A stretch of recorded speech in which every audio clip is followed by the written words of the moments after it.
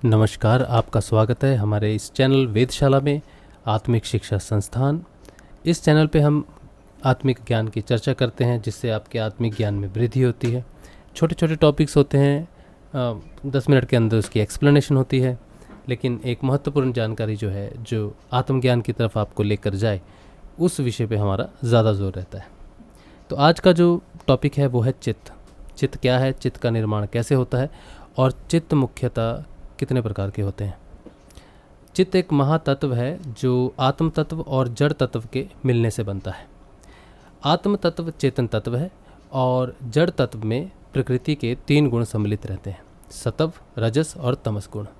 इन तीनों गुणों के कारण ही जो अलग अलग जो व्यक्तित्व होते हैं जिनमें भिन्नता पाई जाती है। जैसे अगर हम कहें कि दुनिया में बहुत सारे लोग हैं तो हम ये कहेंगे कि दुनिया में बहुत सारी आत्माएं हैं। तो आत्म तत्व एक ही है, जो भिन्न है वो है चित्त। तो ये भिन्न चित्त क्या है, मतलब ये अलग अलग चित्त का निर्माण कैसे होता है। तो सबसे पहले जो आपने सुना कि चित्त का निर्माण आत्म तत्व यानी कि चेतन तत्व और जड़ तत्व के मिश्रण मिलने से होता है, जिसे महातत्व भी कहते हैं। अब जब ये तत्व का निर्माण हुआ, महातत्व का निर्माण हुआ, तब इस अवस्था में प्रकृति के तीनों गुण का मिश्रण नहीं होता, यानी कि सत्व, रजस और तमोगुण ये तीनों अलग अलग होते हैं। इसे हम समिष्ट चित्त भी कहते हैं।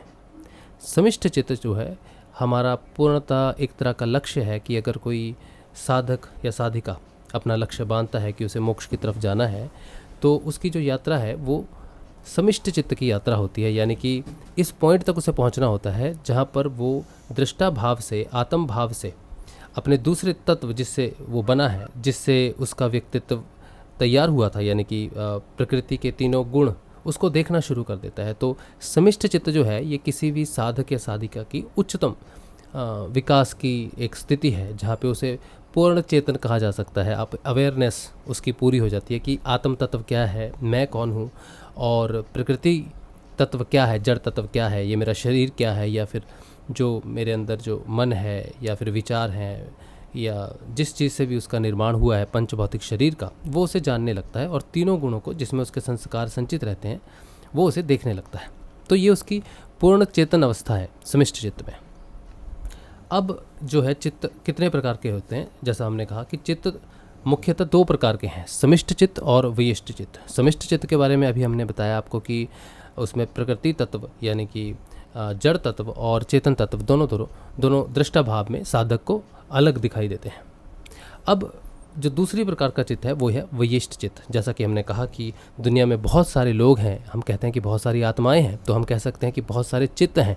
तो इसे ही कहते हैं वयिष्ठ चित्त, यानी कि अलग अलग चित्त में अलग अलग संस्कारों का निर्माण होता है। यानी कि जो 3 गुण हैं, सत्व, रजस और तमस, ये तीनों के तीनों मिश्रित रूप में आ जाते हैं। मिश्रित इसलिए होते हैं कि संस्कार किसी के तमोगुणी हो सकते हैं, किसी के रजोगुणी हो सकते हैं या फिर किसी के सतोगुणी हो सकते हैं। तो तीनों गुणों का मिश्रण के हिसाब से, कर्मों के हिसाब से एक नए चित्त का निर्माण होता है, जिसे वयिष्ठ चित्त कहते हैं। तो चित्त मुख्यतः 2 प्रकार के हैं, समिष्ट चित्त और वयिष्ठ चित्त। और वयिष्ठ चित्त जो है ये इंडिविजुअल चित्त है या फिर इसे व्यक्तित्व चित्त कह सकते हैं। और जो साधना शुरू होती है तो ये वयिष्ठ चित्त से शुरू होती है और समिष्ट चित्त की ये साधना होती है।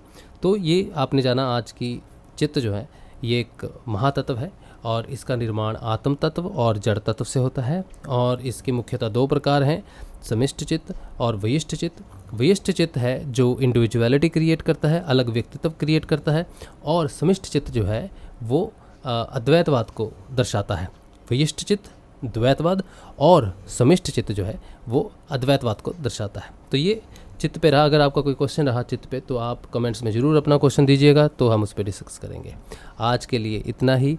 आप सब इस चैनल को सब्सक्राइब और लाइक करें ताकि ऐसे छोटे छोटे टॉपिक्स जो हैं आपको इजीली समझ में आ सके। टॉपिक तो बड़े हैं लेकिन छोटी छोटी व्याख्या देने की कोशिश करते हैं ताकि आपका समय बचे और आपको ये टॉपिक जो है अपनी साधना में अंतर्मन होते हैं। जब आप अंतर्मुखी होते हैं, आत्मिक ज्ञान की तरफ जाते हैं, तो ये टॉपिक आपको समझ आए ताकि आपकी यात्रा जो है वो आसान हो जाए। तो जय श्री गुरुदेव। चैनल को सब्सक्राइब और लाइक ज़रूर करें।